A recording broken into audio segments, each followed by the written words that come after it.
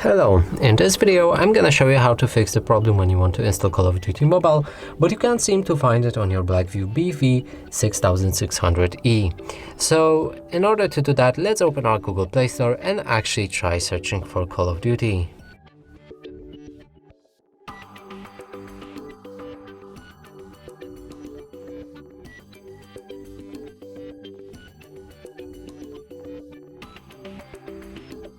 As you can see in the search results, there's no proper game, and now in order to fix that, we'll need to go back, click on our profile icon, go for the settings, then family, and here go for parental controls, and there's two ways you can fix it here.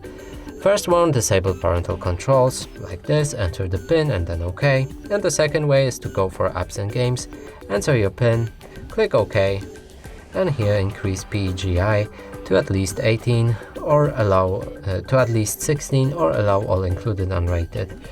Click save, go back, search for Call of Duty again, and as you can see the game is here, we can install it. And that's it for this video, hope you like it, please consider subscribing to our channel, leave a like and a comment below.